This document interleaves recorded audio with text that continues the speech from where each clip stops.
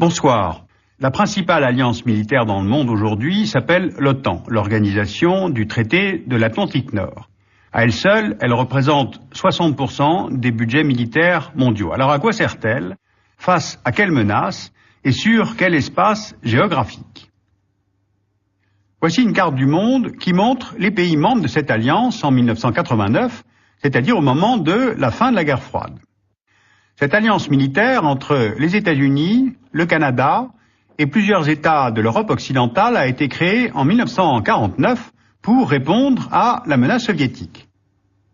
C'est la stratégie de l'endiguement conçue par l'Américain George Kennan pour contrer l'URSS et ses alliés qui, eux, s'organisent militairement au sein du pacte de Varsovie. Le pacte de Varsovie et l'URSS elle-même disparaissent en 1991. Or, il n'y a pas de dissolution de l'OTAN. Alors pourquoi? D'abord, je vous le rappelle, l'OTAN est une alliance entre pays démocratiques. Les États sont membres volontairement. Ensuite, l'Europe de l'Est et la Russie sont alors en pleine transition, dans tous les domaines. Régime politique, économie, mais aussi sécurité. Donc il y a une demande de stabilisation, de combler le vide. Et l'OTAN va lancer en 1994 un partenariat pour la paix avec les pays de l'Europe médiane, élargie à l'ex-URSS. Et puis enfin, l'éclatement de la Yougoslavie va contraindre l'OTAN à intervenir. Face à cette guerre, voulue par les partis nationalistes, l'Union européenne est presque immobile. Elle n'a pas l'unité de décision suffisante pour intervenir, ni les moyens, ni d'ailleurs sans doute la vision politique. Washington aussi s'oppose à tout engagement au sol de ses troupes en Europe du Sud-Est. Donc, l'intervention dans les Balkans se fera finalement avec les moyens de l'OTAN. Pendant l'été 1995, bombardement des forces serbes de Bosnie, puis après la signature des accords de Dayton en décembre 1995, l'OTAN met en place une force d'interposition en Bosnie pour faire respecter les accords sur le terrain. Et lors de la politique d'épuration ethnique de Milosevic, poussant les Albanais du Kosovo à l'exil, eh bien, ce sont à nouveau les moyens de l'OTAN qui sont utilisés en 1999 pour bombarder Belgrade et les forces serbes présentes au Kosovo. L'OTAN, ensuite, déploie la KFOR dans l'ensemble de la province. Alors, cette gestion des crises par l'OTAN dans l'espace balkanique suscite des effets annexes. Les pays d'Europe centrale veulent aussi rejoindre l'organisation intégrée.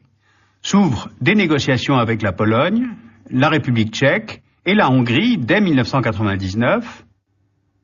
En 2002, le président Bush se dit favorable à une grande OTAN, incluant la Slovénie, la Slovaquie, la Bulgarie, la Roumanie et les pays baltes, et ces États deviennent officiellement membres de l'Alliance en avril 2004. Alors ce faisant, l'OTAN comble le vide stratégique laissé par le retrait soviétique de l'Europe de l'Est, mais il lui faut aussi redéfinir sa relation avec la Russie, car une telle extension de l'Alliance vers l'Est, en particulier vers les pays baltes, qui ont été longtemps une des marches de la Russie depuis l'époque tsariste, eh bien ça peut être vu comme une menace par Moscou.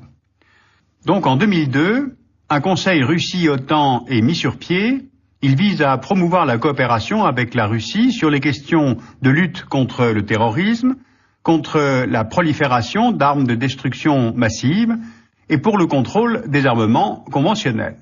Alors dans ce conseil, tous les partenaires sont en principe égaux, mais Moscou ne dispose pas de droit de veto sur les décisions de l'Alliance. En fait, il faut bien voir que cet élargissement de l'OTAN sert aussi à la transformation de l'OTAN, car le monde a changé. Ce qui se joue après le 11 septembre, c'est de faire évoluer cet outil militaire, puissant, partagé, strictement euro-atlantique, en une alliance qui puisse répondre à de nouvelles instabilités, à des enjeux globaux et conformes aux intérêts américains. Alors prenons deux zones géographiques désormais couvertes par l'OTAN, la Baltique et la mer Noire.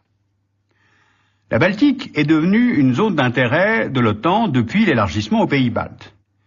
La Suède et la Finlande sont neutres, ces deux États ne sont pas membres de l'Alliance, mais ils participent au partenariat pour la paix.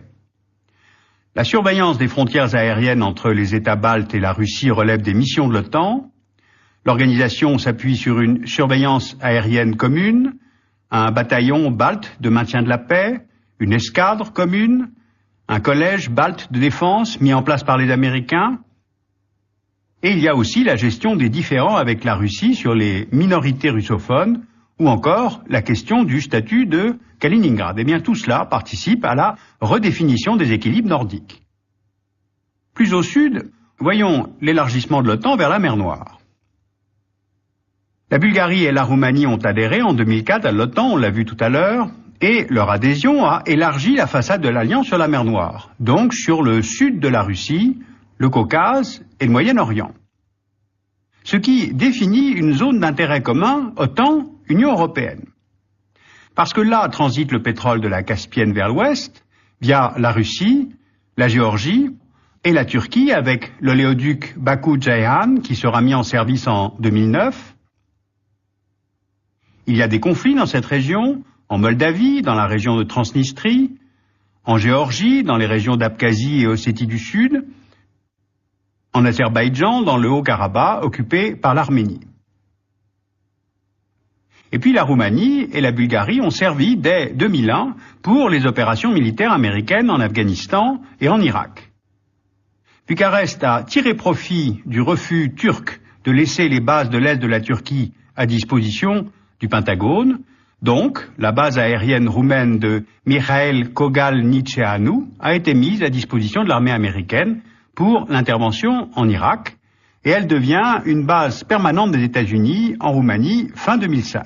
Au total, 1500 GIs devraient s'installer en Roumanie. Alors on voit bien que les intérêts de l'OTAN et ceux des États-Unis convergent. Et c'est peut-être encore plus évident si on prend maintenant une échelle globale. D'abord, il faut bien voir que ce n'est plus l'Europe qui est au centre des préoccupations de la stratégie américaine. C'est le Moyen-Orient et l'Asie. L'OTAN intervient déjà dans le cadre de l'ISAF en Afghanistan. Elle apporte un soutien à la Pologne en Irak. Dans le projet américain du Grand Moyen-Orient, c'est l'OTAN qui assure le volet entraînement militaire et formation des officiers ou encore les échanges de personnel. Et puis aussi, il faut voir que le paysage mondial a changé. Il n'y a plus d'ennemis clairement désignés, aux forces localisées et étatiques. Pour répondre aux menaces d'aujourd'hui, l'OTAN doit être adaptée et globalisée. Alors elle met en place en 2006 une force de réaction rapide de 21 000 hommes, mise à disposition par les États membres, dont les soldats doivent être prêts à intervenir dans les 3 jours et pouvant mener des opérations à longue distance et de longue durée. Cette force de réaction permettra de passer d'une structure lourde et statique à un corps expéditionnaire pouvant intervenir vite aux confins de l'Europe et au-delà. Alors pour Washington, c'est cette transformation qui va conditionner le maintien de l'engagement américain en Europe. Et pour les Européens, de l'autre côté, les transformations de l'OTAN permettent justement de développer une politique de défense européenne plus autonome.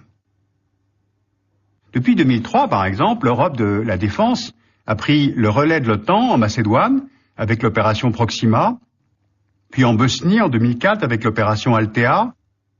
L'Union s'appuie là sur les capacités de l'OTAN pour mener des opérations de maintien de la paix, c'est ce qu'on appelle les missions de Petersberg. Alors on l'a compris, l'OTAN devient de moins en moins européenne et elle acquiert de plus en plus des objectifs globaux. Le leadership américain sur le commandement de l'OTAN est quasi total et la puissance militaire des États-Unis permet de pallier la faiblesse des budgets militaires européens et de régler cette question de la décision, celle du pouvoir. Chaque État européen préférant en fait la prépondérance américaine à celle d'un voisin ou d'un ancien rival. Alors ne nous faisons pas tout de même trop d'illusions. Les États-Unis chercheront toujours à maîtriser le développement de l'autonomie de défense de l'Union européenne et de toute façon, certains membres de l'Union s'en chargent eux-mêmes aussi. On reste tout de même dans une certaine ambiguïté. Une alliance, oui, mais pour contrer quelle menace ? Elle n'est pas clairement désignée. Alors est-ce qu'il s'agit de l'instabilité de certains États faibles, de la prolifération des armes de destruction massive ou de la lutte contre le terrorisme ? Eh bien sans nul doute, mais quel terrorisme ?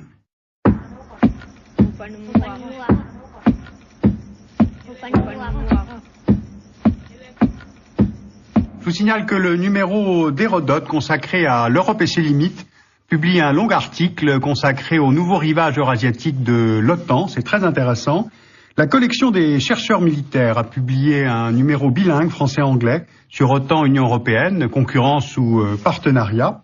Et puis Arte Vidéo publie le volume 6 de la collection du dessous des cartes, qui est consacré à l'unité de la Chine, mais avec un point d'interrogation, Arte Vidéo.